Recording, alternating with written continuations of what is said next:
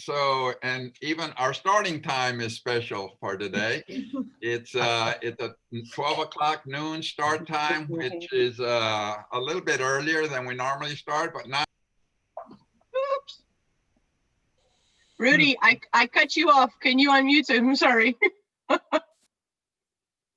Yeah, there we go. That was. Thank you. Yeah, I was just practicing. Sorry. Yeah. Anyway, it is time, and I want to call to order the oldest Lions Club in the world. And thank you so much for joining us today. It is a special day, a special start time, and a special program.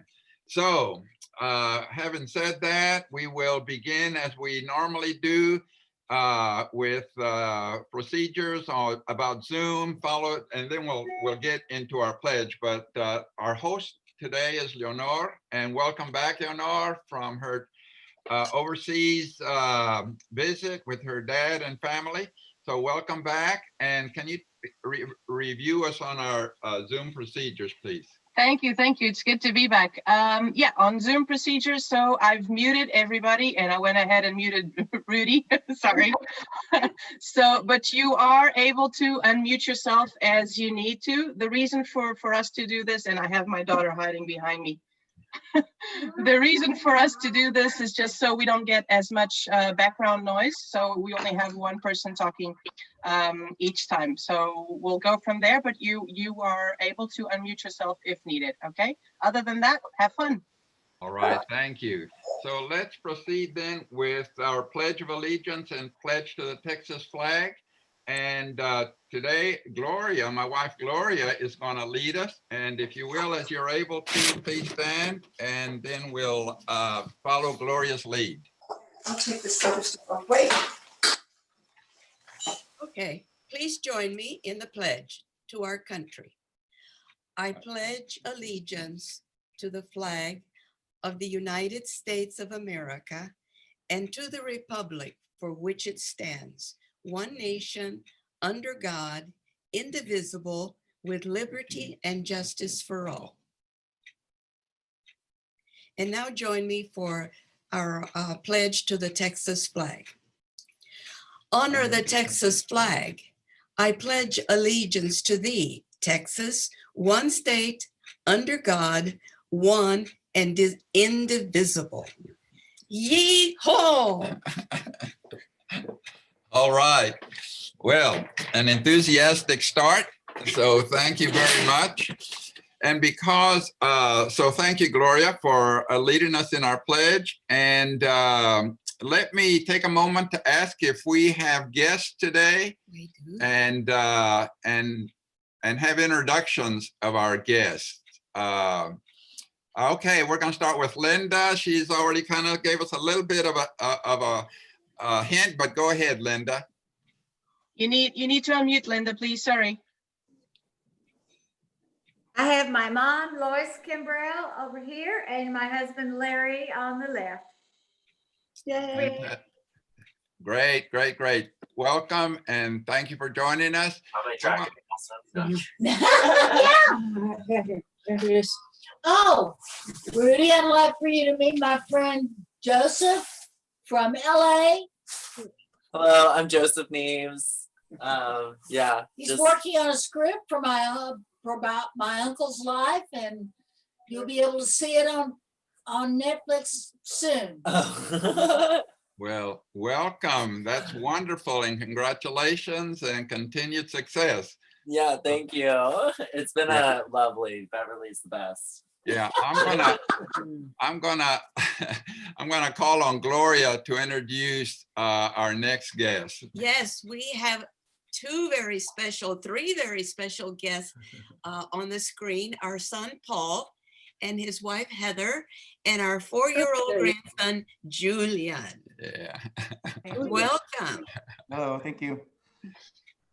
That's wonderful, and welcome to not only our guests, but for us, for the family as well.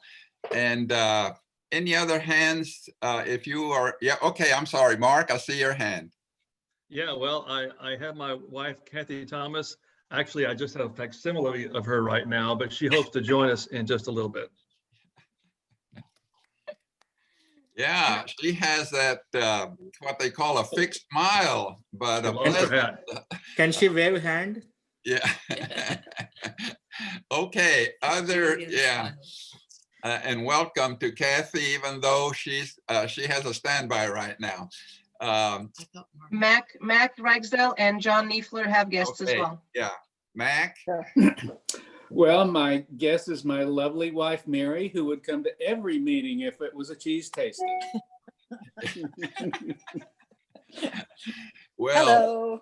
yeah, hello and welcome, welcome. you. And John, Yes, I will introduce my wife, Sally Fly, who's stepped away for a moment, but she will be with us today. I think most of you know Sally Fly. Here she is now. walked in right on cue, so Had thank to you. get that dog in. Well, welcome, Sally. I know you've Thank you. joined us before, so it's always a pleasure. So thank you Thank for you. joining us today. And we have Dr. Gay Lang as well with us today. Wonderful. Thank you for I being came with us. before and I spoke to your group earlier, but I couldn't miss this holiday thing. I have lunch and so I'll have to jump off in a little bit to get on another call, but I couldn't miss the opportunity of saying Merry Christmas, Happy New Year, Kwanzaa, Feliz Navidad, and Hanukkah to everyone. Thank you for being with us, Gay. And I love the ornaments behind you. Yeah. Cool, huh?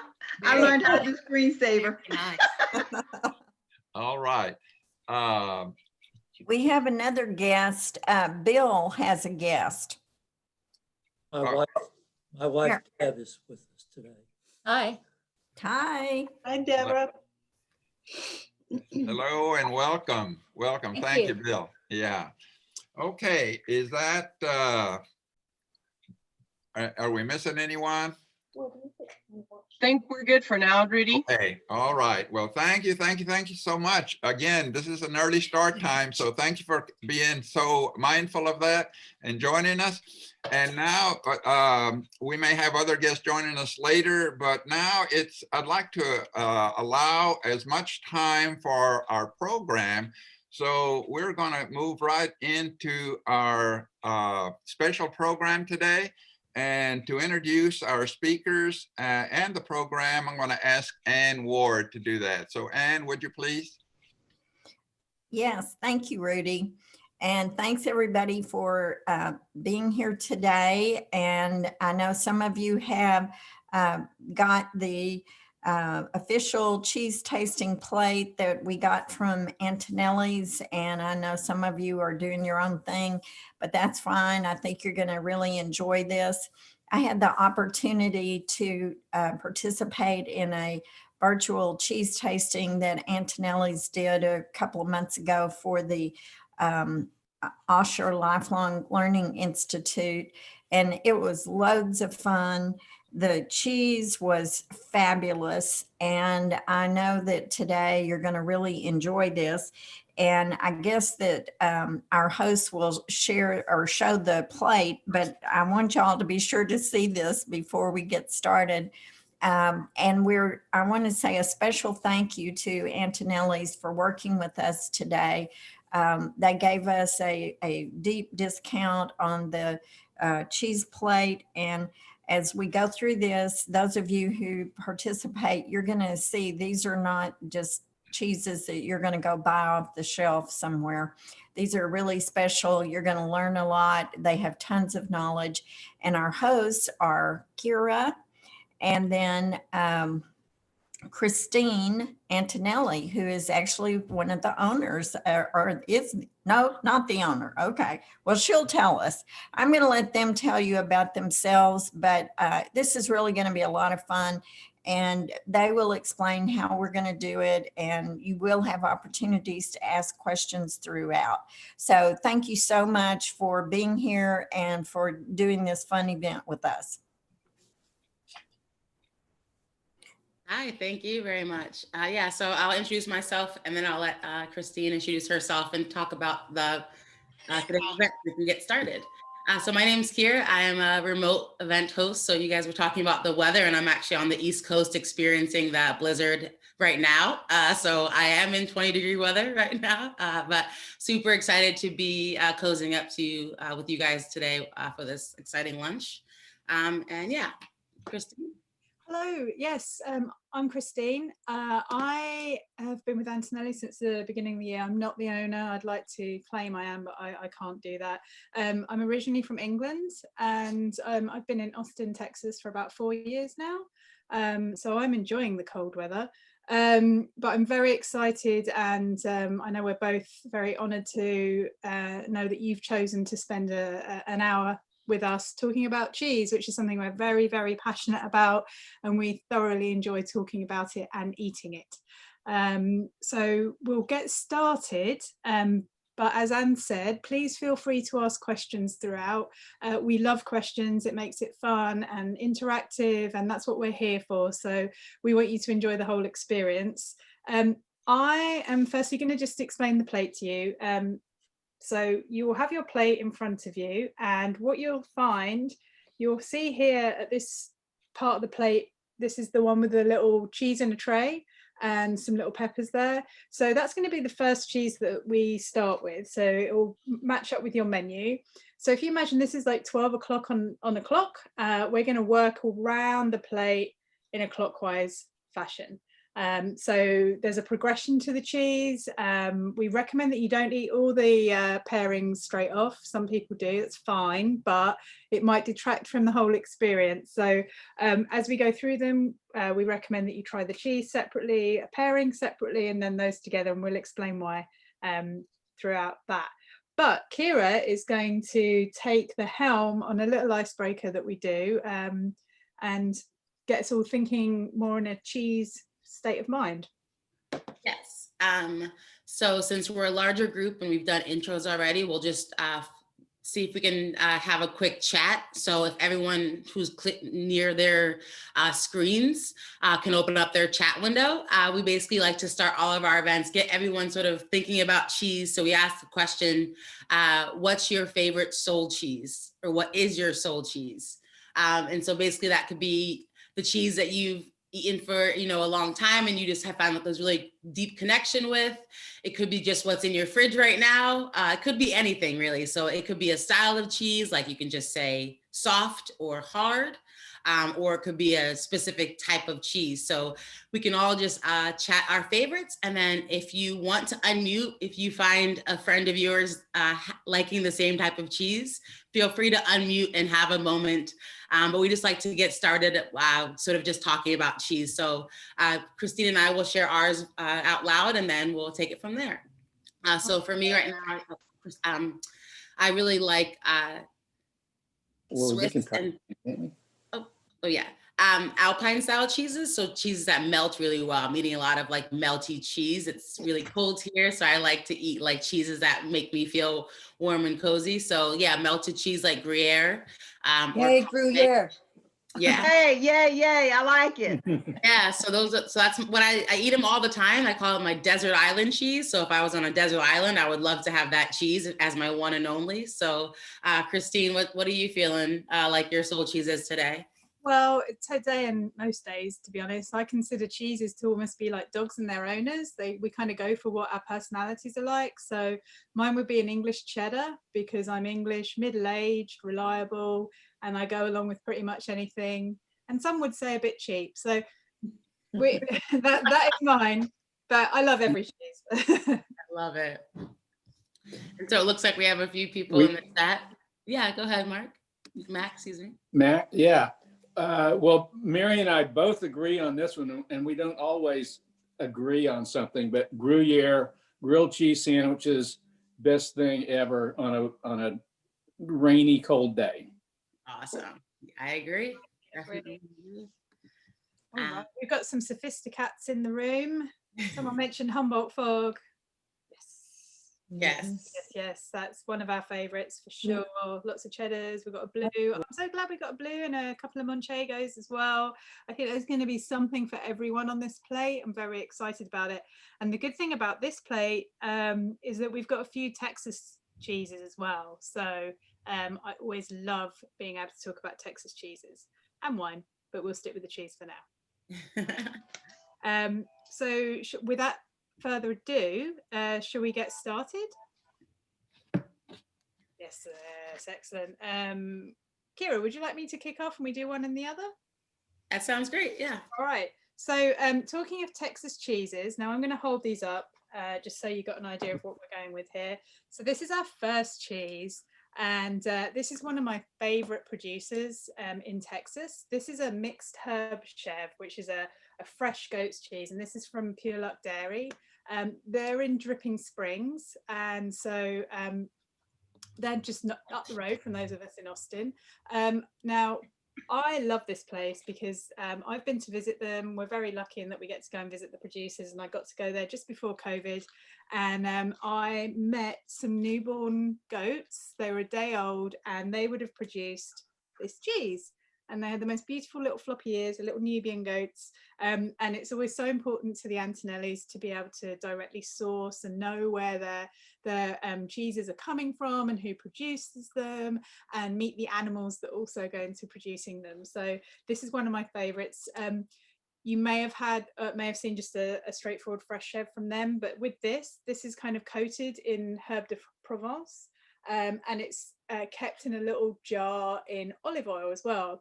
So what you'll find with this, in addition to that fresh grassiness that you get from goat cheese, you also got the lovely herbs that go with it. So you've almost got a pairing within the cheese. It's such a gorgeous, gorgeous, delicate, fresh cheese. And fresh goat's cheeses usually are eaten literally days within being made, sometimes hours. I've actually had a goat cheese that's literally been made the same day, and it is so beautiful and creamy. I'm just really interested to see what people think of that, because it's not as some goat's cheeses you can get are a little bit crumbly. This is definitely creamy. I can spread this, and actually you have some bread, I think. So if at any point you want to spread any cheeses, go ahead, spread them on here. We've actually paired this with these lovely pepperdew peppers. So these little pepperdew peppers are from South Africa, and the chap who has sort of harvested these and made them, they're sort of pickled, so they're sweet with a little bit of warmth and heat through them. What he's done is he's made sure that whenever they are produced, the seeds are taken out, so that they cannot be reproduced anywhere else in the world. So they only come in from South Africa. So the reason why we would pair the goat cheese with the peppers is that you've got this creaminess of the goat cheese sort of balancing out with the acidity and the sort of the vinegar in the pickle of the pepperdew.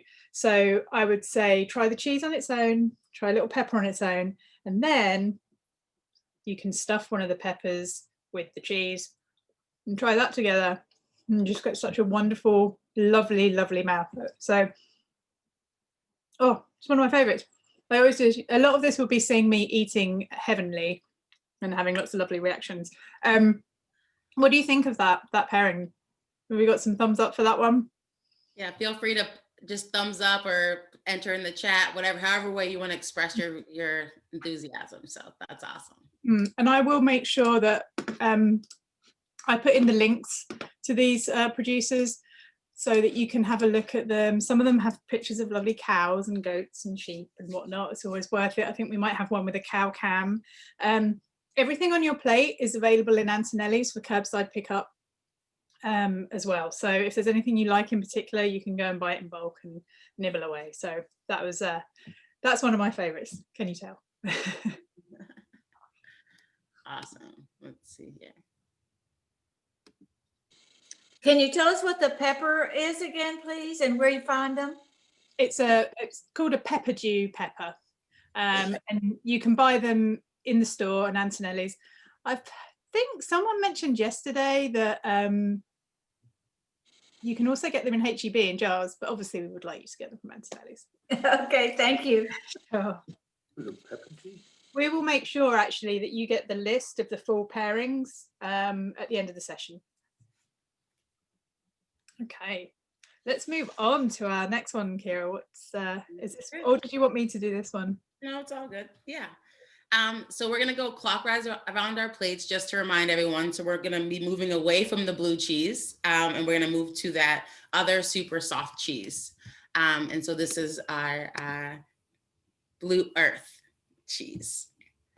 And so this is what we call a bloomy rind category of cheese or soft ripened. So if anyone who's had like a brie cheese before or any kind of like soft camembert style of cheese, it's going to be this sort of category and style of cheese. So this is a cow's milk cheese made in Minnesota by Almar Cheese, which is basically a combination of the founders' two daughters' names, Alexander and Mari.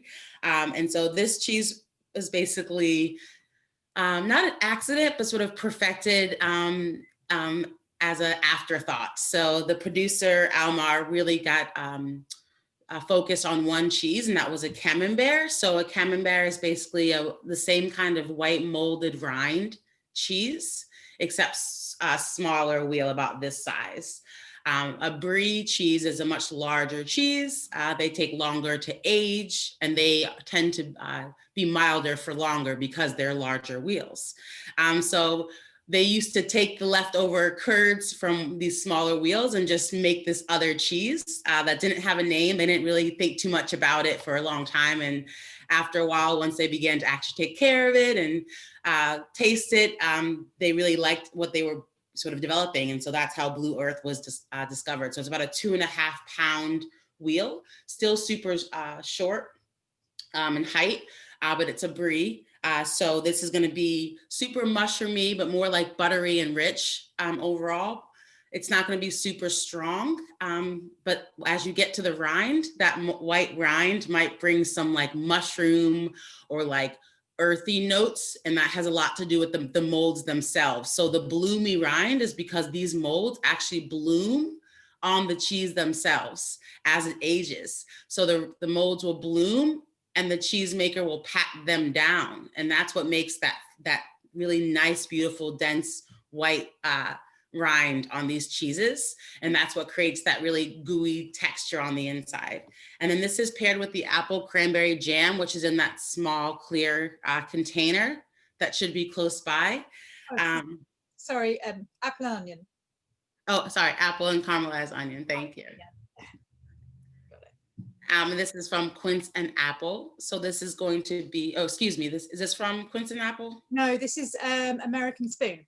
Okay, yeah. And so this is from Minnesota apples and caramelized onions, sort of stewed together with some herbs and spices. Super delicious when you have like a really rich and buttery cheese, nothing too crazy, with this really complex jam is a really nice balance. And if you, again, this is a good one to spread on some bread and add the jam on top as well. I'd love to know what you guys think of this, with this pairing.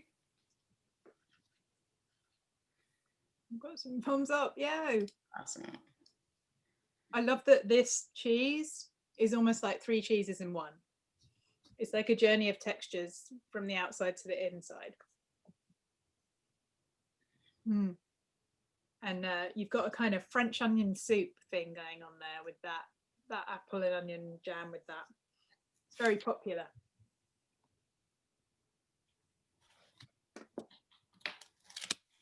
I think we've stunned everyone with the gorgeousness of it. Well, this is one that definitely like takes both hands, and there's a lot going on. You have to have a drink in between. So I think the fact that everyone's still eating is the best sign when it comes to this cheese. And if you like this style of cheese, definitely look to this producer, or the next cheese is a similar style, but has another sort of quality that's added to it. So hopefully we'll continue exciting your palate. And always, I would say, remember that the best kind of silverware are your fingers, and engage all 5 senses when eating cheese. It makes it a lot more fun and interesting. So, sorry, Anne. I was just going to ask a question, because I've wondered this in the past, and I heard it on the other cheese tasting, about whether or not you eat the rind. And if I remember this correctly, y'all said that if in the United States that the cheese, the rind, you have to be able to eat the cheese on all of it. Is that right? Yeah, so basically the FDA, anything that's touching the cheese during the make process or the selling process has to be an edible product. So the example that Antonellis often gives is Baby Bell cheese and the little wax cheeses. Technically, you could just bite right through that wax and eat the cheese as is because the wax is made out of vegetables. But again, you wouldn't necessarily want to do that. So even when it comes to like artisan cheese that's wrapped in wax, bark, cloth, you're still going to probably want to remove those things. And even some things that are sort of the things that we keep the rind on, it may not add to the experience, but definitely in a tasting, we would encourage you to try the rinds of all the cheeses today. You know, figure out if you like it or if it adds or not, and each style will sort of let you know what you like about it and why. And so like the one we just had, that rind sort of definitely can either add to the experience or take away because it is such a specific flavor on its own. So that's why we say when it comes to rinds, definitely try them. But then as you get more experience with your cheese, you can say, nope, I don't like that rind. I know because I've tried it. Yeah. Great, love that one. And that kind of brings us on to the next cheese and rinds as well, because this has quite a unique one. This next cheese here, can't really see it. There we go. Kind of looks funky. This is our washed rind cheese. This is cow's milk from Rush Creek Reserve. Sorry, it's called Rush Creek Reserve, and it's from the Uplands Cheese Company. I love the name of this place. Sorry, did you lose me? Here we go. So this is from Uplands Cheese Company in Dodgeville, Wisconsin. You'll notice that the rind here looks kind of yellowy and funky and probably actually doesn't look that appealing, but it's fine to eat. This is actually spruce bark. So this cheese is only produced in the fall, and the reason why is because the diet of their cows change throughout the year. So in summer they're going to be eating like grass and, you know, fresh stuff, whereas when it moves into fall they're going to be moving from their summer pasture to the winter's dry hay. So that will also change the taste, the texture and the color of the cheese. This is an incredibly soft and decadent cheese. You can see how squishy it is. I love how squishy that is there. And it sometimes has been referred to as a savory custard. And you can see why from that. So I'm just, again, I love all my cheeses like they were my children. You'll find here that if you eat the rind separately, and then eat the cheese in the middle, it's two completely different flavors, and then put the two together, it's just a different taste again. You can see how lovely that is. It's got a sort of subtle woodsy flavor, and that is what comes from the spruce bark. It's just such a lovely sort of room temperature cheese, and we always say, you know, try and get your cheeses to room temperature, because like anything like wine, for example, if it's too cold, too hot, you know, it kind of, the flavor changes as the temperature increases or what have you. Now we have combined this with an Effie's oat cake.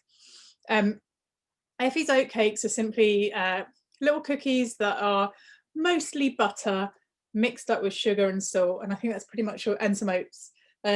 Which sounds like a good combination to me. They're originally from the ladies that make these, they're in Massachusetts, but the recipe comes from their grandma in Nova Scotia. We combine these two together because you've got, I would try this on its own first, but the two together, you've got the richness, gooiness of the cheese, and then you've got that salt in the oat cake as well. So the two together kind of cuts through that richness and gives it a nice texture as well. Got a little bit of bite, a little bit of creaminess. I almost think where you've got the custard, the savory custard, and then you've got the biscuit, it's almost like a cheesecake. It's that kind of, it's a cheesy cheesecake, quite literally. I love the people who are like, yes. Hear that, connect it. You're like, I was trying to figure it out, but yeah. I'm going to put the link to them in there, but I mean, Kira can speak to the sort of wash rinds and how they are created. Yeah, and so that, the stink and the funk that sort of gets to you before you actually eat the cheese, that comes from the bacterias that are sort of on the washing of the cheese. And they're called Brevibacterium linens, or B linens for short. So those B linens are what cause that peach and that orangey color on the rind, and that create that flavor profile that comes into the cheese that is more like of a sense than a flavor. And so those bacteria are actually in the same sort of classification as bacteria that we are most familiar with when it comes to body odor and feet. So that's why wash rind cheeses tend to be called, stinky feet cheese, or sometimes people say these cheeses smell like feet.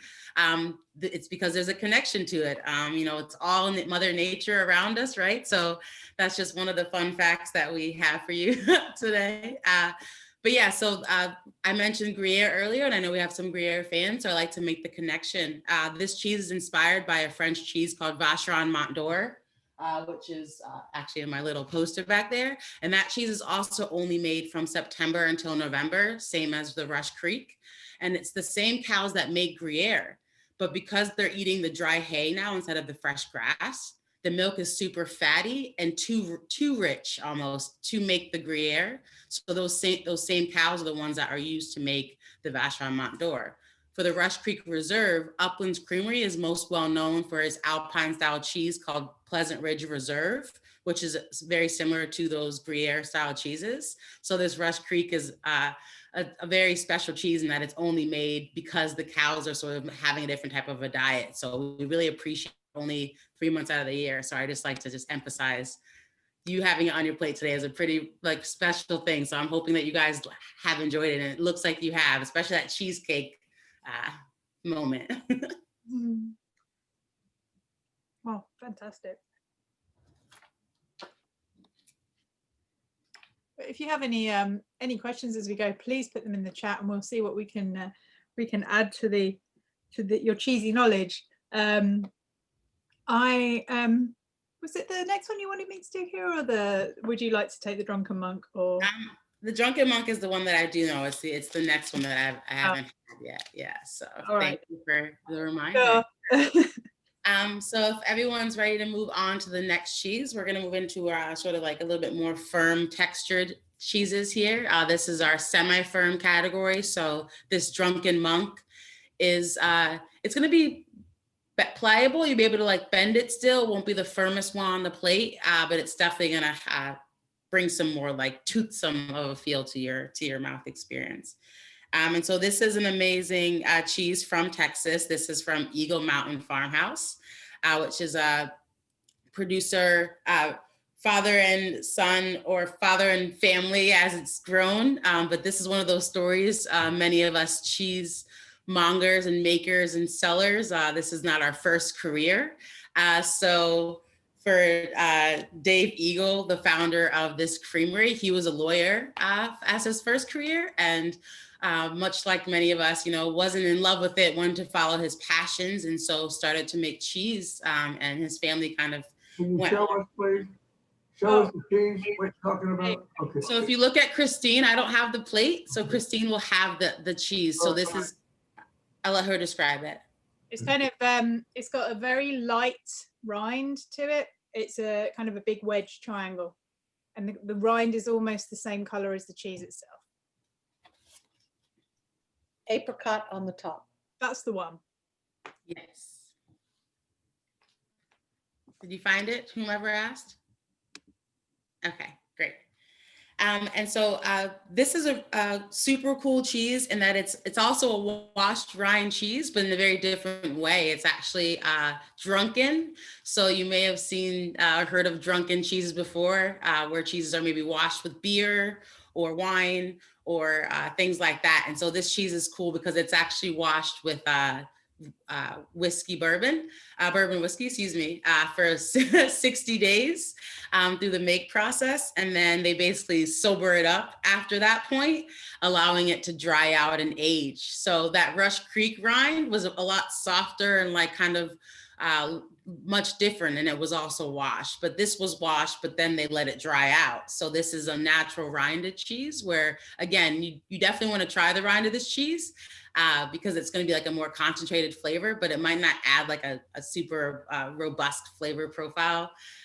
But definitely want to enjoy that as part of the experience. And then, yeah, it's paired with the dried apricot, which I think is going to bring out some citrus notes in the cheese. So Christine mentioned earlier, we really like for you to try the cheese first, then the pairing, then both, because sometimes what the pairing will actually do is it will help you to taste nuances in the cheese that you didn't know were there beforehand. So oftentimes something will be paired with an item that may have that flavor profile in the cheese, but you may not know that it's there at first. So if you were to try this Drunken Monk, maybe take a small bite of the dried apricot and then go back to the cheese. It may change the taste of the cheese for you or not. Some of the candied walnuts on the plate may impact it, or the other pairings might affect it, but that's kind of what you want to think about with this cow's milk cheese. You may notice you get a little bit of a tingle as well. So if you find that your tongue is tingling, and you might get that with some of our cheeses, that's the histamines in the cheese, and that to me just adds to the experience. That you can actually feel this. Does it melt well? I think I consider this to be like a cheddar. Yeah, I think based on the texture, style, and like the age of it, it would definitely melt. It's not super old or super dry in any way. There's a lot of moisture still there that will definitely let this melt. Yeah, I think it would. Yeah. So this is the first time I've actually tasted this one, and it is really lovely. And I don't know if you have the similar type of cheese, like Primula cheese here, but it's like a squeezed cheese in a tube, and then it has little pieces of ham in it. I don't think so. Oh, so maybe. I was like some people, not here. Not and doesn't this taste like that? It's kind of got some bacon taste to it. I really got bacon. And yeah, Patricia's here. Patricia's with me. I always, it's very interesting actually, because cheeses will have a meaty taste to them. Whether it be kind of, like we mentioned, like French onion soup is meaty tasting. So it's kind of that style, but also bacon, ham, that definitely, yeah, smoky. And I think it comes from that washing again, like when it comes to wash rind cheeses, the first people to kind of be known for doing it were Trappist monks who were making Trappist ales and fermented drinks. And during Lent, they couldn't eat meat, so they started washing their cheeses with beer. And that would add that meaty flavor to the cheese. So that would sort of scratch that itch during Lent for them. So that was sort of one of the starts. So this cheese does, if it has that meaty quality, it's probably because that it has that 60 days of washing to start it off. That probably gives it that smoky meat. So that's awesome. There's a great question from Robert here, Kira. And certified cheese professional, I feel that you are the person to go to. That every time, you sneaky. Okay, some cheeses are pasteurized and some are raw. Since pasteurization was developed to get rid of germs causing illness, how are raw cheeses safe and why are they not pasteurized as well? Good question. So basically what pasteurization does is it heats the milk to a certain temperature for a certain period of time. What that does is it kills basically everything. So all bacterias. And so although we don't know if there are any bad pathogens in the cheese, once they're all killed, the FDA says you're good to go and you can serve cheeses that may still have some bacteria in them. So it's an interesting thing because there are good bacteria and bad bacteria, but the likelihood of there being bad bacteria in cheese is very, very, very, very, very slim to start off. That's one thing. The second thing is in America, raw milk cheeses, you can only eat them if they're aged over 60 days. So if they're aged over 60 days, the FDA basically says there's not enough moisture left in that cheese for any bad pathogens or E. coli or listeria to even live. So once it's aged 61 days, it can be raw milk because the FDA is okay with it. So that's basically in this country what the rules are. But so anything that's super young where there's a lot of moisture, it's pasteurized in this country basically. But it's definitely a lot stricter here. Yeah. I know I grew up drinking raw milk and I'm still here, so I may look a bit. Lots of things about pregnancy and immune systems and things like that, and that's all things you have to consult with your doctor. But as a family member of a doctor who doesn't really want to be educated about the cheeses, you have to kind of, I think, educate yourself and make the best decisions for you in terms of what you think is the right thing to do. But as if it's good, if you know where the cheese is coming from, or you know who made it, that's what Antonellis sort of goes behind, you know, that we stand behind these cheeses because we know exactly where they come from. Yeah, great question. Yeah, I love questions like that because that means I can ask Kira. And sorry for the long answer. Thank you for sticking with me. Here's another good question. Oh, so the lactose intolerance question. Oy. So most cheese actually does not have lactose. Lactose is a sugar, and most of the sugar is expelled with the whey in the make process. And the whey is the liquid that is expelled from the milk. So you have your curds in your whey, little Bo Peep. The curds are the fats and the proteins used to make the cheese, and the whey are the liquid. So actually most cheeses don't have lactose. And then once they're aged, again, we know now that they don't have a lot of moisture, so they don't have a lot of lactose. So aged cheeses are the best for people who have lactose sensitivities like myself. And then on top of that, goat's milk has the least amount of lactose to start off, which is another reason why it's so much more tangy than cow and sheep, because there's less sugar in it. So that's another thing to keep in mind. So an aged goat's milk cheese is the best for anyone with lactose issues. And one of our cheeses on this plate that's aged Gouda is going to be just that. So great question. Yeah. Yeah. And on that note, we're going to move on to a slightly older goat cheese. This is called Cabra. So if you can see this, it's the one with the piece of chocolate on top of it. I've actually eaten half of it already. Shouldn't have done, but anyway. This is another one of our Texas cheeses. And I'm excited. I'll be honest with you, this is the first day I've tried this one as well. So this is what is great about this show. I just get to try new cheese every day. This is from Latte da Dairy, Latte da Dairy, which is in Flower Mound, Texas, which I believe is in North Texas, kind of outside of, maybe someone will help me out there. I've not been there, but this is a goat cheese, and it's considered to be a hard, so you can actually just break it like so.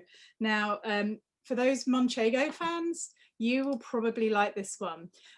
This is a kind of crumbly, it's very similar to Manchego, but it's made with goat milk instead of 100% sheep.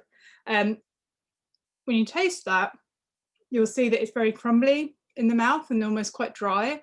Has anyone ever had Caerphilly cheese at all? If you've had that style cheese, you'll get that crumbliness. Thank you. I thought it was up north. The crumbliness in there, and it's almost like powdery. I found on the fingers when you eat that. It's dry and a little bit salty as well. And what you'll find is these types of cheeses are normally aged for like 100 days or so. Correct me if I'm wrong, Kira.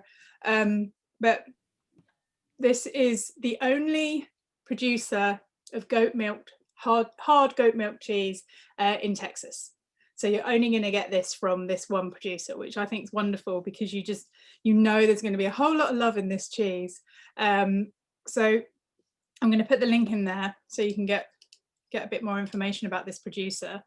Now we have paired this with chocolate, and we actually do have classes that are just chocolate and cheese.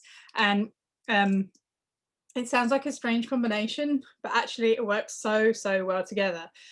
We've got this 70% dark mint chocolate from Boho Chocolates.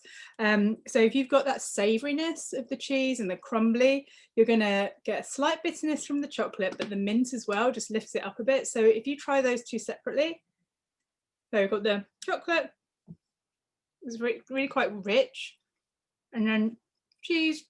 Let's all watch Christine eat again. And those two together, again, create a completely different taste in the mouth. We compare any cheese with any chocolate, and we try our hardest to make sure we test all of them. It's horrible. So I'm interested to see what people think of a combination of chocolate and cheese if you haven't had it before, and whether and it works so well with the mint as well, which lifts it up a little bit. Yeah, it's really good. I think it's great. I'd never before would have put chocolate with cheese before I was uneducated and about cheese, but now it's like you can almost think along the lines of that sweetness, again going with sweet, savory, so richness and bitterness all combining, and we have sort of different, not rules, but kind of like a method of approaching how we pair things, and it's kind of based on taste profiles, flavor profiles, so you almost get like 3 experiences in one with one little selection there. I'll put the link to that chocolate, and we've actually started introducing a huge range of really good chocolates into the store as well. There's probably about 50 or so bars of different types of chocolates you can get now from Antonellis. Yeah, I've been seeing them increase. Boho is another New England product that I'm just obsessed with. So I'm like, nice. They've increased with my hip width. Yeah. Size. They're like equal ratios. I'm going to be happy if I go. So what do you think of that one and that cheese, if you like, for the Manchego lovers? Great. I'm so happy about that. Just so people are aware in terms of like naming of this cheese, cabra just means goat in Spanish. So similar to chev just means goat in French. Cabra is just a very simple, so this producer is a very traditionalist in its naming. So cabra, this is their goat. This is how they do it. This is the name. So, and it's also the only one like it in the area. So it's probably safe, but just wanted to let you know about that in case you get confused about the word cabra. Yeah. I think we need to give Patricia a job. She's getting it down on every cheese. It's great. Dripping Springs chocolate. I don't know of them, but I'm going there now. Sure. We learn so much from, this is the great thing about these sessions, is that we actually learn a lot from people in the groups as well. And then we have actually combined a few things based on some ideas that we've taken from people in our events. So you never know, it may make the cut. So I'm excited about the next one, but I'm going to let Kira talk about this. I've spoken about this a lot this week, both for work and pleasure. So I'll let Kira take away on this one. Cool, thank you. So we're moving on to that aged goat smoked cheese I mentioned. This is our aged Gouda. So this is the firm cheese. And that's going to be going with that a small container of like brown caramel. It's goat smoked caramel. So this is a super special pairing in a couple different ways. So we have that Black Betty, or what it's also known as the Brabander Reserve.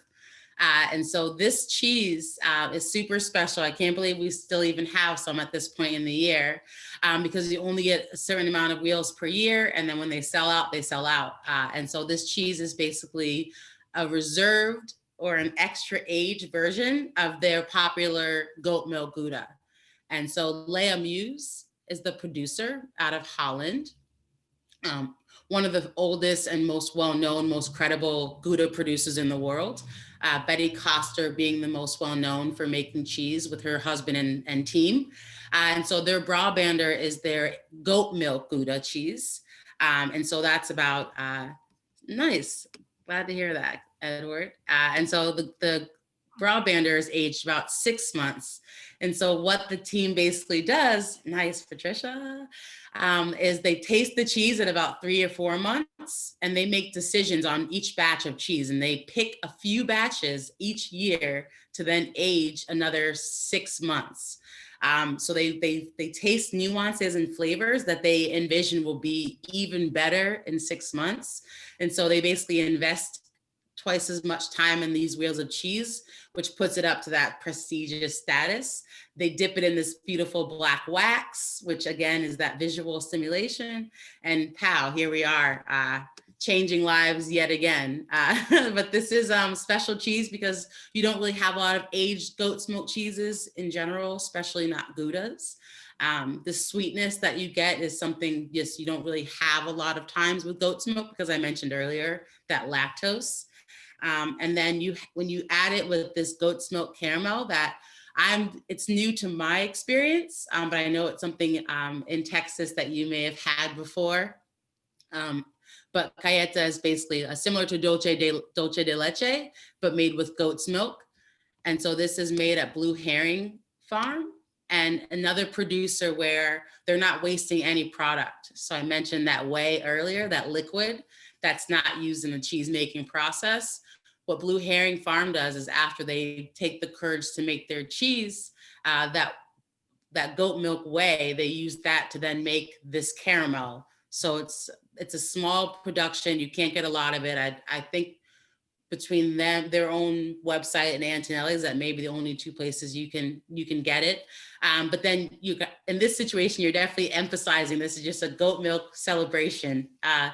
You're getting it in two different ways, and you're getting some butterscotch caramel flavors in that cheese too. And if you're not before having the cajeta, you're definitely having it afterwards. So let us know what you guys think of that pairing, and if it's holding up to the hype that we set it up to get to be.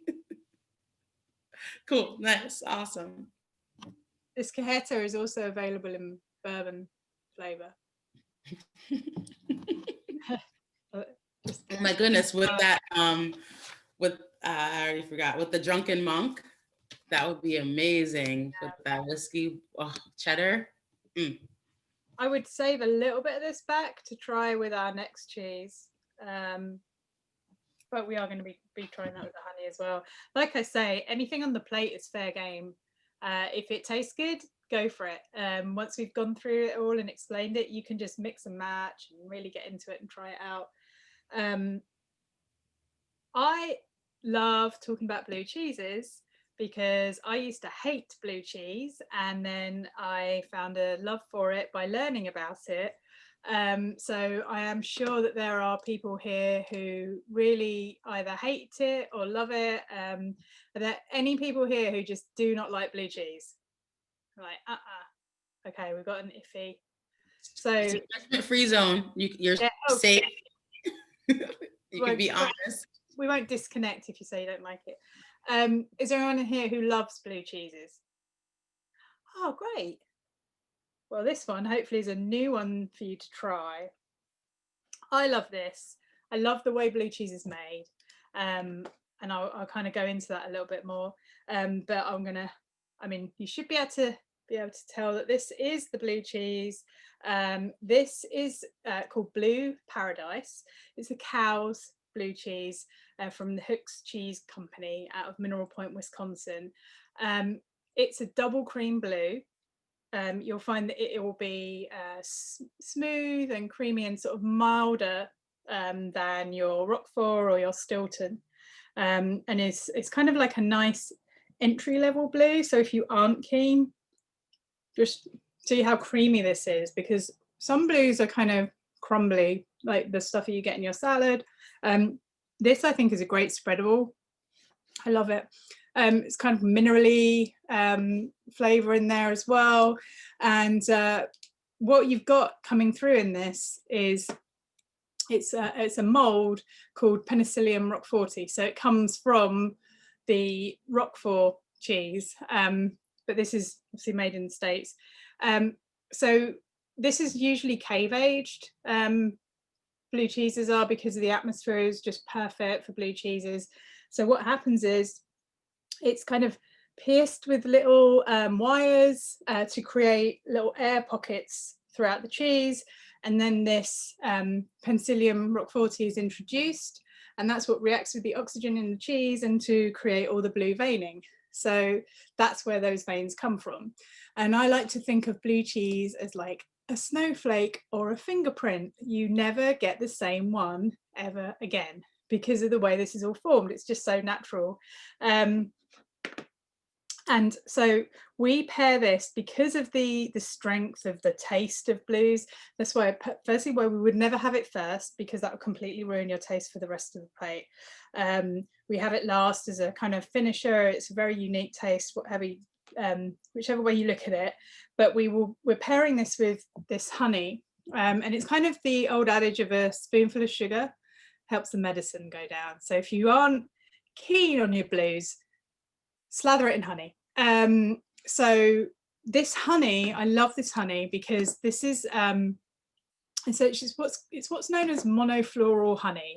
So this is a blackberry blossom honey stick. So what that means is essentially most honey is polyfloral, so that's where the bees go out and they go to all sorts of flowers and whatnot, and they pick it up all over the place. Whereas these bees are only allowed, I don't know if they get told or how it works, but we were trying to work this out, but they can only go to blackberry flowers from the blackberry bushes. And so when you taste this, if you taste it on its own, you will, or you may, get a kind of blackberry, really subtle blackberry taste to this. So particularly with these ones, I would try the blue separately, the honey separately, and then your honey on your blue. And that will transform that for you. If you're not keen, if you love blue anyway, it may send you either way. It may make it even better, or just you prefer to be a purist about your blue and just eat it on its own. But we also had the cajeta, so you might want to try the cajeta with this. We do sometimes pair that, or your candied nuts there. Anything sweet goes really well with blue. And that is why you would drink port traditionally with it. So like a fortified sweet red wine would go well with that. And can you just show them how to open it? Yeah, you got it. Yeah, it's either scissors or ripping it apart, break open in case of emergency. So I'm intrigued to know what people think of the blue. Firstly, if it's changed any minds. I knew Patricia would like it. Have we changed any minds? Have we, oh goodness, have we turned anyone off that liked it? I hope not. Good. And what do you think of it with the honey? Great.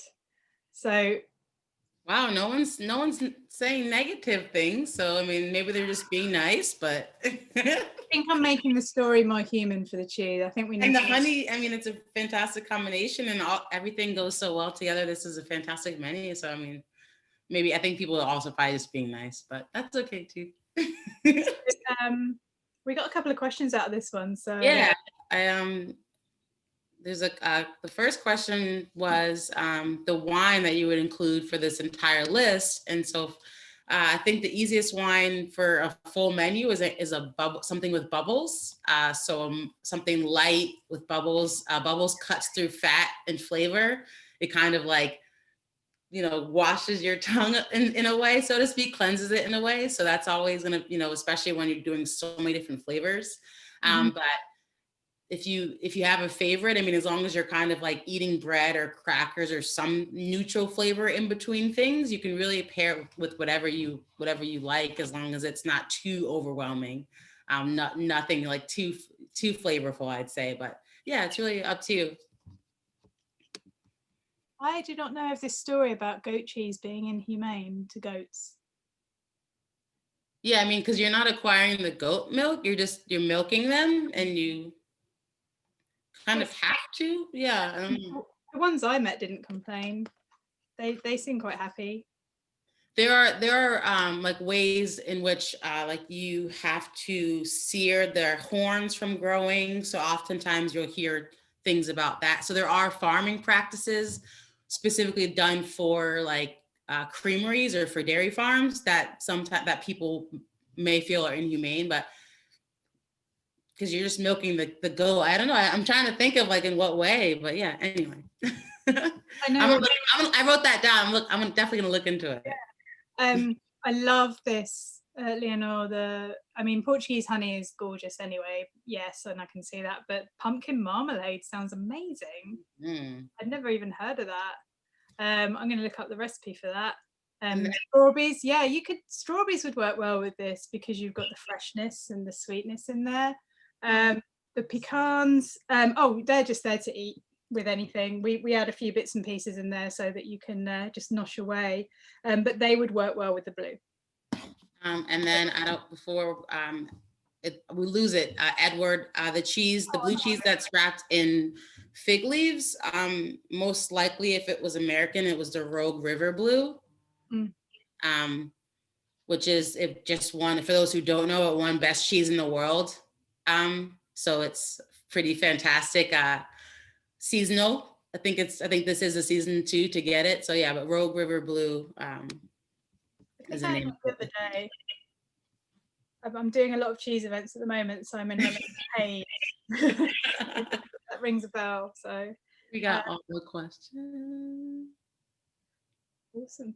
Well, we've come to the end of our plate. I think you've eaten about half a pound of cheese, if not more, which I think is an accomplishment to be proud of. I mean, before we head off, are there any final questions or comments, or do you just want to say what your favorite was on the plate? You can all come off mute and just shout it out if you want. Let's hear your favorite that you've had. Unmute. Sure. I love the Pure Luck. I've always loved the Pure Luck cheese. Great. Yeah. Oh, how come? And you can also get those Peppadew peppers at Central Market. Oh, yes. Yes, that is true. Yeah. How long can you age blue cheese? Typically it's about 100 days. Typically. But I don't know how it would go. I don't think I definitely don't find blue cheese is super old, just because over time that blue will just take over the whole thing, because it's going to continue to bloom inside. So yeah. Good question. I think John and Sally had a question. I'm sorry. Go ahead and unmute, Sally, and ask your question. Oh. Not I. Oh, sorry. Well, then we took our second one to our son, who had just had his knee replaced, and I'm sorry that we did that. Look, I was like, why did you do that? I was like, okay, well, that was very sweet of you. That was very sweet, and I'm making sure he remembers. You are the best parents.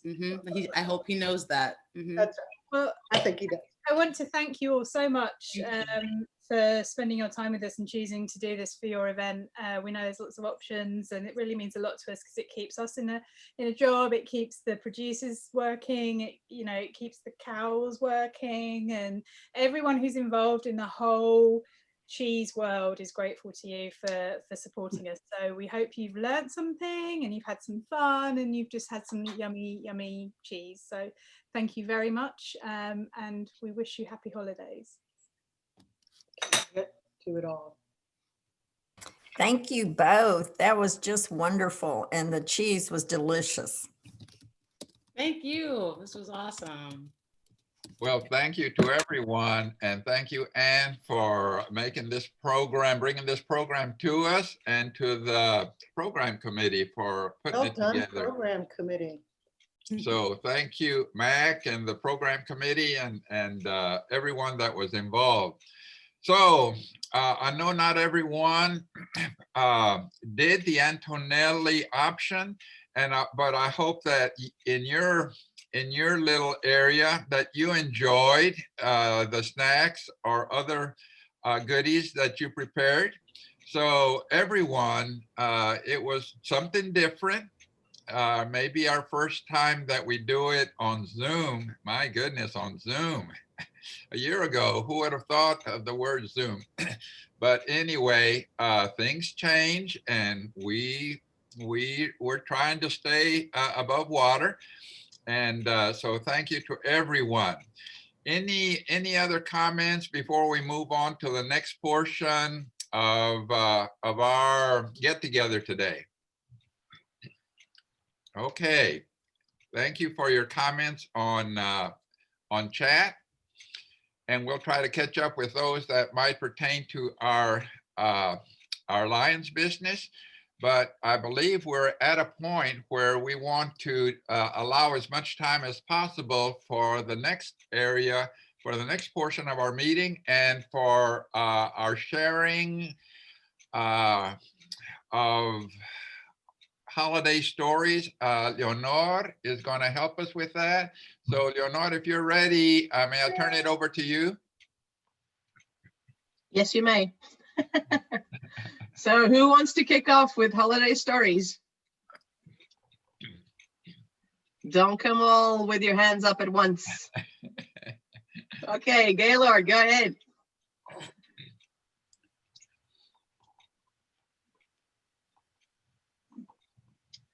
Gaylord, there we go. Okay, I'll break the ice. We were asked to consider any especially memorable Christmas, and this one may be a little corny, but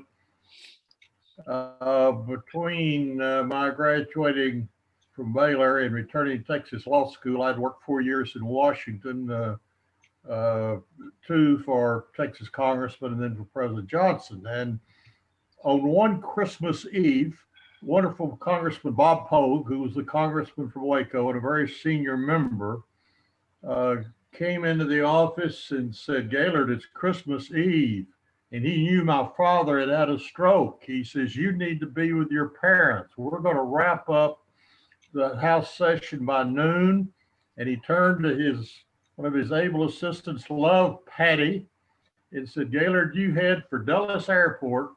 Love, you call and make him an arrangement and tell them, if necessary, to hold the plane." Well, that's unique. They don't do that anymore, but I dashed and then called her and flew into Dallas. And now I said, what am I going to do now?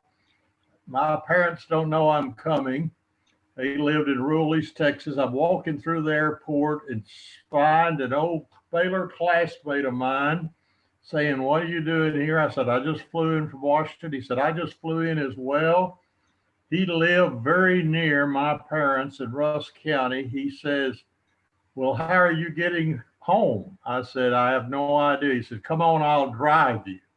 And when we pulled up in our little country house, my parents acted as if it was the second coming. They didn't have a Christmas tree. They didn't have any Christmas decorations. And they said, "Oh, what are we going to do?"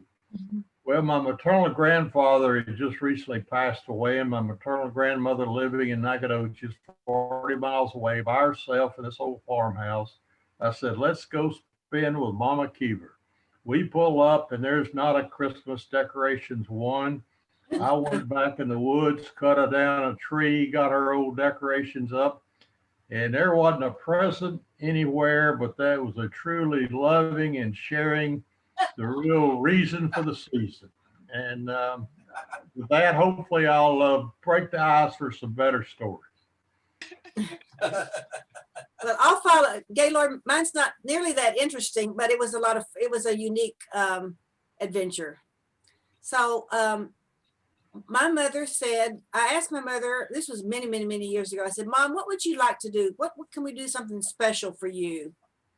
And she said, "I've always wanted to go to San Antonio at Christmas time and see the Christmas lights."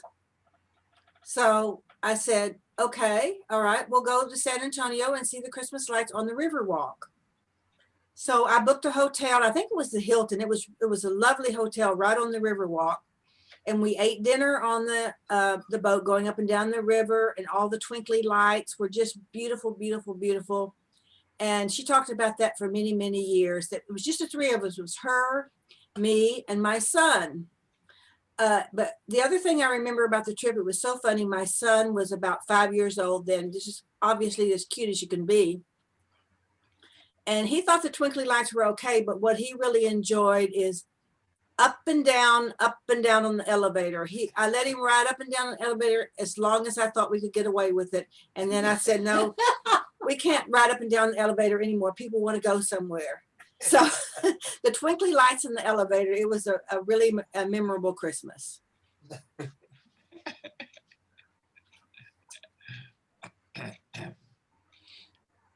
Who wants to go next? Oh, Kathy? Go ahead and mute yourself. That's why Mark to unmute me. The year that we brought Letty home from Guatemala, we had been host for Christmas International House, where you bring international students to your home for the holidays. And we decided that year we weren't going to do it because we wanted to have Christmas with just our little baby and us. And as it turns out, a very dear friend of ours who happened to also be from Guatemala ended up at Safe Place. Her husband had beat her up really badly. And we found out about it when we got her and brought her and her 2 kids. And we had the best Christmas we've ever had. Just watching the kids play. One of the sons was a little bit older than Letty, and Letty was, of course, just barely a year old. And they played and they had the best time and opened up the house to somebody who really needed it and who we really loved, which just really brought Christmas home for me. Thank you for sharing that with us, Kathy and Mark. And good to see you, not just the cutout.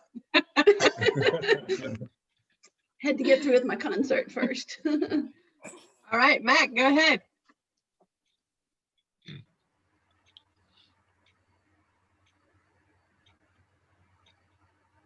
Yeah. Okay. Well, this is one of my earliest memories. I was maybe 4 or 5 years old, and it was Christmas Eve, and I couldn't go to sleep. Waiting for Santa Claus. So I decided to go down the stairs and hide out and kind of, watch Santa Claus show up. So I curled up on the stairs. We had this perfect little window into the living room with the tree and where all the presents were.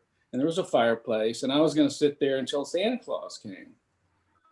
Well, I must have fallen asleep, but I woke up when the door cracked open, and it was just the first light of morning, and my grandpa walks in, and he's just got an armful of presents, and he walks in with all these presents, and he puts them around the tree, and then he sneaks out and closes the door behind him. And so I guess fell back asleep. And then in the morning, everybody gets up to open their presents, and and they start pulling these presents up. I just saw Grandpa drop down, and it said, "From Santa Claus." And in my confused child mind, I didn't understand. Well, but that was Grandpa. That wasn't Santa Claus. Well, maybe that was that. Well, so I had a very confused childhood, and but it was. But I finally figured things out, but I didn't let my parents know that I knew who Santa Claus was until I went off to college. And that's the truth. Mac, I have an available session Friday at 2 if you want to come in. I'll help you resolve that. I'm running a special this month. I did want to ask whose idea the Antonellis cheese thing was. Was that Ann's? It was That Ann's. would be Ann. Wonderful idea. That was fantastic. I wanted to thank you. That's great. I enjoyed it. We've done several of the Antonellis, and they've all been wonderful. All of them. You can't go wrong. Are they all different, Mary? They are all different. Yeah. I mean, they repeat them too, but you can find different ones all the time. Sounds Cheese like a and great- pickles, Yeah. Sounds like a great book club activity. They're actually more fun in person. Before COVID, they did them in the They house were. across the street. Yeah. That's really great. You get to meet a lot of nice people. Yes, yes. Right before COVID in March, we were at Juliet's Italian restaurant doing an Antonellis cheese tasting there. And it was really good. And what was that one that we really, really liked? Was it the bubbly? Or what? I don't know. But we've done, a lot. Something to do during COVID, right? Yeah, And, Roberto, I think I saw your hand up, Roberto. Well, I have some grandson's stories, real short. First, my grandson was about 12 years old, and he said, "No, there's no Santa Claus. because it says here that you ask him what you're gonna give and Santa Claus knows what you want. But I'm gonna test him, and we used to have a Santa Claus come to our evenings, Christmas Eve. So I'm gonna ask him. And his mother asked, well, what are you gonna ask him? Well, I'm gonna ask him what I had for lunch the other night at the cafe. So we were able to tell the Santa Claus. So sure enough, when he gets that, says, okay, Santa Claus, what did I have for lunch at this cafe the other day? And you told him, well, you had this and this and this. His eyes got that big. Then the other grandson story is our 7-year-old grandchild just told his parents, you better be grateful that that Santa Claus come and brings all those gifts. Look at all the money they spend. So you better be grateful for Santa Claus. So now you know.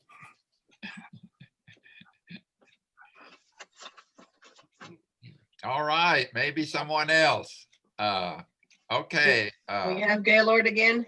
Well, I was just going to ask a question. How many people would leave out a piece of cake and milk or hot chocolate for Santa Claus to enjoy while he was putting the presents under the tree? That was a long time tradition of ours. And later I often wondered how one of my parents slipped in there and nibbled off that cake so it looked like it had been eaten. Well, I have that duty now. Mia puts it out and then we have to go and eat some of it. Yeah. Gaylord, you should have slept on this chair on the stairs and watched. No, I wasn't going to break a good thing. Go ahead, Ann. When I was little, my mom and I would make chocolate chip cookies on Christmas Eve because I thought we needed to leave chocolate chip cookies and milk for Santa. And I know after a year or two, one time my dad told me, he said, you know, I think Santa Claus would much rather have a Coca-Cola than that milk. And so we started leaving Coke. And now look at the commercials that Coke has using Santa Claus. And when Letty was about 4, we asked her, what did she, we don't have any dentists in our club, do we? I don't think we do. We asked, what did she want for Christmas? And she said, all she wants for Christmas is floss. Floss. That's all she wanted for Christmas. I think maybe she was like 5 or 6 because she actually wrote it. And I think I still have that letter somewhere where she said, "Dear Santa, I would like some floss for Christmas." We left milk and cookies out for Santa Claus, and we were Jewish, so I don't know what that is. But I'll have to go back into therapy and figure it out. Hey, Mac, I wanted to know, did you inherit the sleigh?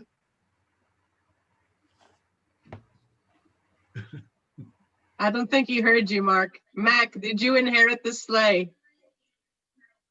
You're muted. You're muted.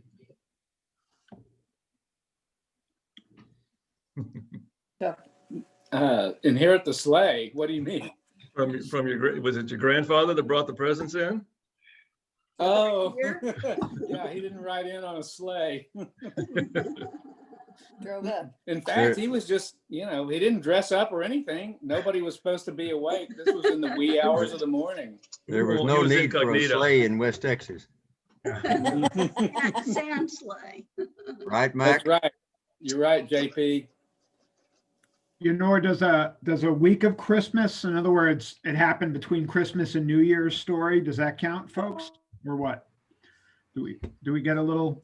Of course, go ahead. Okay. So my son will be 9 years old on December 29th. So 2011 Christmas, my in-laws live in Buffalo and they were planning to come out. And they were like, when do you think he'll come? We're trying to book tickets. And I'm like, well, I haven't asked him during the last amnio or during the last ultrasound when he's coming. He's been very quiet, won't really share because he's still in the womb. And, it was trying to negotiate. They were trying to get good airline rates and find a good time to come. And I was like, he can come at any time. We did find out my wife was going to be induced on the 28th of December because she was preeclamptic or about to be, and they were worried because she has hypertension. And they said, do one more checkup on the 26th. And so she was up at Cedar Park Regional, and they said, we're going to be closed. You know, this doctor won't be in, go to St. David's North. And what happens is, what you don't realize is during Christmas week, everybody does, you know, they're like the rest of us. They want that time off. So we had this doctor throughout the whole time, first time parents. I'm an old dad, but scared, and nobody in my family had children. So I had no reference point. So we go into St. David's the 26th, and they're like, are we ready to have a baby? And I was like, no, we were told the 28th. And they rigged her up as though she was ready to give birth. They had doctors coming in, and they realized then, they looked at the chart after we kept saying to them, you know, she's getting induced in 2 days. They were like, you're not even having contractions. Why did you come in? And we were trying to explain why we brought her in. Because there was either, hey, we're here, and they saw her stomach and they were like, get her in right now. But she wasn't having contractions. So she ultimately gave birth on the 29th. And then the other part of it is that every day we had a different nurse because everyone took time off. So I learned how to burp my son 9 different ways, different positions, holding him upside down, pounding him on the blade of the shoulder. One lady was like not shaking him, but twisting him. And then one lady literally held him by his legs. And so for like the first month and a half, he got burped about 8 different ways, none of which were successful because he threw up on me about 8 times. So that's my story. So Kids. Yeah. But it's a great joy. He does get, he gets actually extra presents because he's so close to Christmas. That Sure. feels like she has to overcompensate, which means, you know, January spent for me, you know, living under a bridge. So, yeah. But it looks like we might have Judy, and I'm not sure if I had Sandy. I saw Sandy and Sid, but Judy, Yeah. would you be next, please? Sure. I'd be happy to. So my daughter was, I think she was around 6 years old, 5 or 6. And I asked her what she wanted for Christmas. And she wanted Somewhere Out There. And I'm like, what's that? You know, I was clueless. And she'd like, you know, Mom, and she'd sing like a couple lines of this song, Somewhere Out There. No idea. I had absolutely no idea what she wanted, but that was the only thing she wanted, was Somewhere Out There. So finally, about 2 days before Christmas, my older daughter said, figured out, she said that her godparents had taken her to see a movie for her birthday, which is the beginning of December, and it was An American Tale. And that was one of the songs in American Tale, is Somewhere Out There. So finally, it's like 2 days before Christmas, I finally now know what she wants for Christmas, and I am going to every store that sells videos trying to find Somewhere Out There. And I finally found it at a used videos, like at the very last minute. But you know, she's always been that way. It's like one thing, she always wants one thing, but I just had no clue what Somewhere Out There was, even though she'd sing it to me. That's my story. All right, thank Thank you. you. We had Sandy. Go ahead and unmute because I had to mute you. Sorry. Sorry, Sandy. Oh, it's okay. Thank you. There we go. I got a couple of stories. First, when our son was about 1.5 years, and we were living in New Mexico. So we thought, we'll get him a sled and get one of the little baby seats that fits on the back of the sled, and toted him around on the sled a while. Well, we were moving back to Texas in July. We could not sell the gall darn sled to anyone in July. We still have a 5-foot-long sled in our attic here. Would anybody like a sled, please? Maybe we'll get some snow this year again. Who knows? Oh, kids, when it does snow or ice, go sledding down the hill by Murkerson on garbage can lids, pieces of cardboard, whatever. Our son is now 48 years old. Would anybody like a gall darn sled? And the other story, Our daughter-in-law was pregnant with their 5th child. No problems with the first 4. Well, she was having problems. She was not due till February. She was confined to her bed at home for a couple of weeks. This is before Thanksgiving even. And then moved into the hospital. She would start having contractions. They'd take her to labor and it would stop. Back and forth, on and on and on. And the other grandparents and we were taking turns taking the other 4 children, because she was in the hospital. And the youngest at the time was 2. Well, they finally took the baby by C-section January 3rd. So she went all through Thanksgiving and Christmas with this baby and basically in the hospital on bed rest. You have to go on bed rest with 4 children?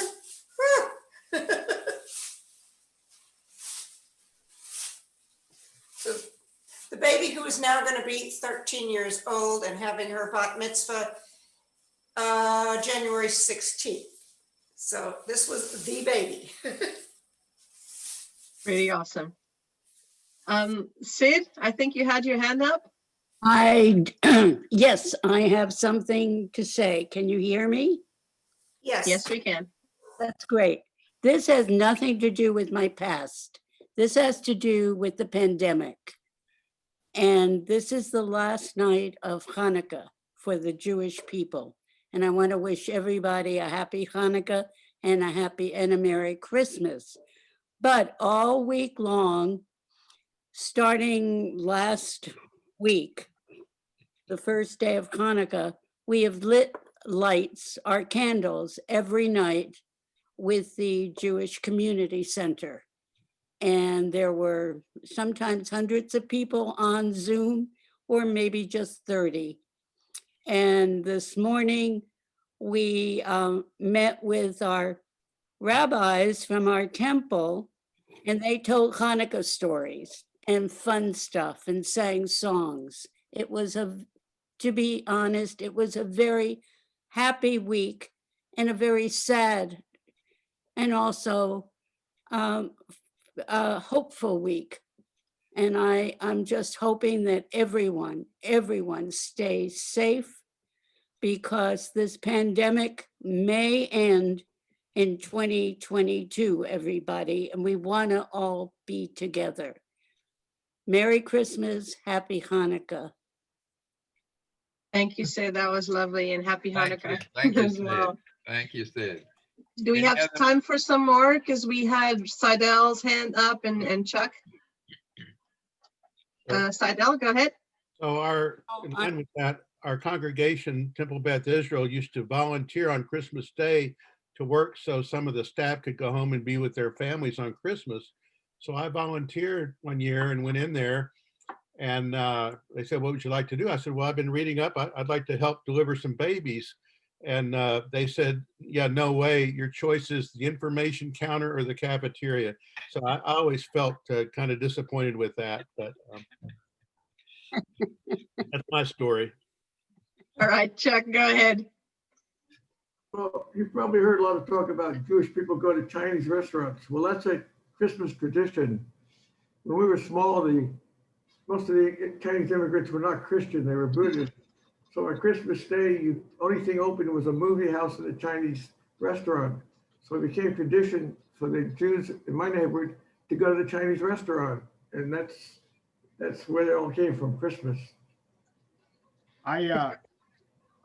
At 15, Christmas of 1982, I was in high school, and all my Jewish friends snuck me out after a horrible Christmas ham.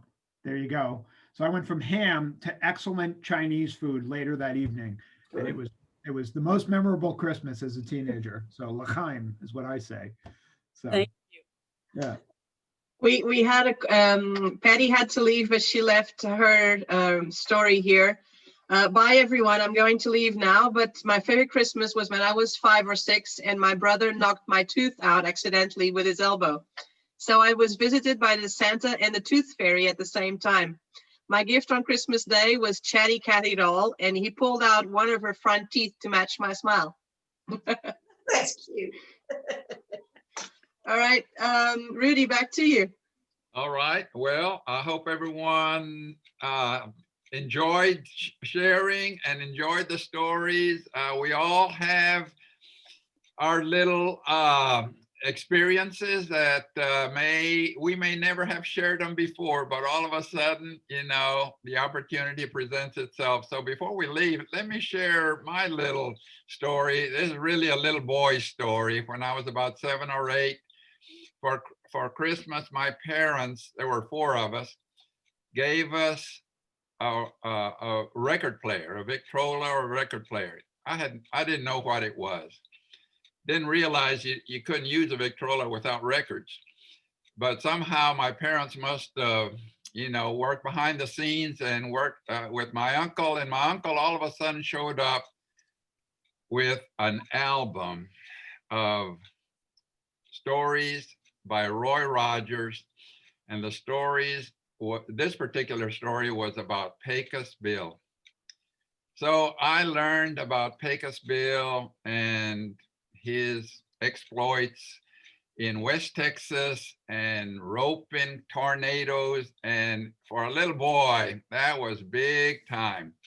So to this day, I still go on YouTube and go back and find that album by Roy and the Sons of the Pioneers and listen as I can remember the feeling when I was that age and listening to it for the first time, the second time, the third time, and almost endless, always a surprise in a way, enjoying all of that. So that's my story about Roy and Pecos Bill and this little boy that was just so fascinated with it all. So I hope that, again, everyone has enjoyed today's meeting. I will share the sentiment that some of you have already shared, that everyone have a safe holiday season. Merry Christmas, Happy Hanukkah, but most of all, safety and social distancing and wearing those masks. And thank you for your support for this first 6 months. So for announcements, let me move on quickly about announcements. And so sorry to get back into business kind of at the last minute, but tomorrow is another service opportunity for Lions. And tomorrow we will be at Meals on Wheels at 8:30, I believe that's right, 8:30, for an 8:30 to 10 o'clock shift, and then from a 10 o'clock to 11:30 shift. So that's at Meals on Wheels. Thank you so much. I have a late update on Blue Santa, and that the final total, and this may not be final, but it's our latest, and it's $1,540. So thank you so much for all those that made us. We were looking for $750. Then all of a sudden we were at 1,000 and we were at 1,400. And then somebody said, we can make 1,500, and here we are at $1,540. So thank you to all, and we all know what a good cause Blue Santa is for helping children and families. So thank you very much. And finally, this is our last meeting of the year. So enjoy the final 2 weeks of 2020. And our next Lions Club meeting is for Thursday, January the 7th.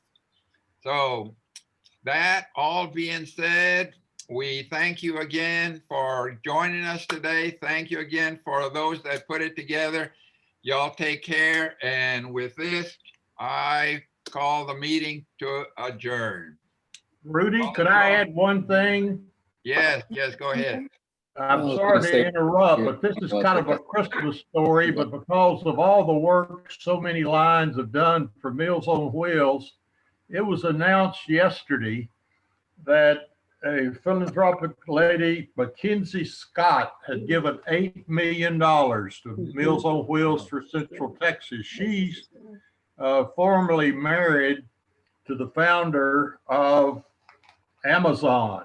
And so she has means, and she was married to Jeff Bezos, and she has been very generous. She even gave $1 million to the YMCA here in Austin, and goodness gracious, she's given a total of $1.67 billion to 116 nonprofits. But I just wanted to add that so that tomorrow there might be a little extra glow on the face of some of those people we work with at Meals on Wheels. But what a marvelous Christmas gift. Yes. And great generous, such a great cause. And 1,000 to Safe Place. Yeah, thank you so much. Thank you so much. I do want to, we're adjourned, but let me also, I meant to say thank you to all those who have a special headgear today. I see some of you glowing, kind of twinkling, and yeah, thank you so much. That adds something, and so I even, you know, some of us even found the comb and all that, got that together. And Sid, I do want to ask if you can hear about your background. What is that background, or is that Chuck's? I'm not sure.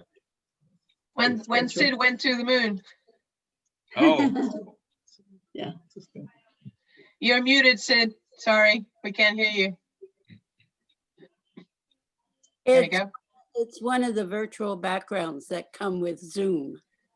And if you go on, if you go on your video, a stop video, and you press the arrow up, you're going to see something that says choose virtual background. You could go to Hawaii.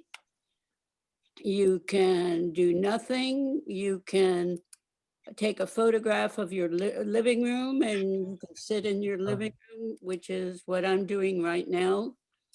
So it's on your computer, and you could take photographs of what you want as your background. And we've done a lot of that. All right, thank you.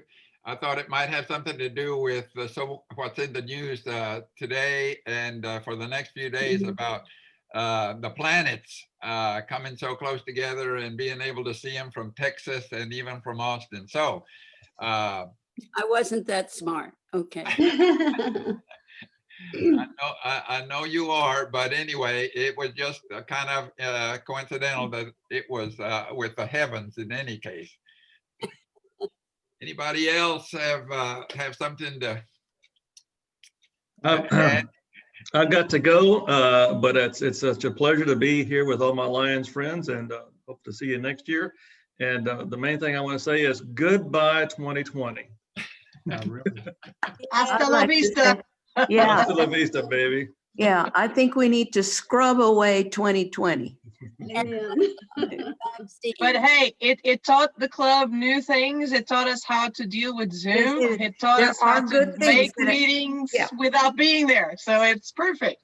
Yeah, I agree. There are good things that have come out of this. There are easier ways than what, sorry, JP?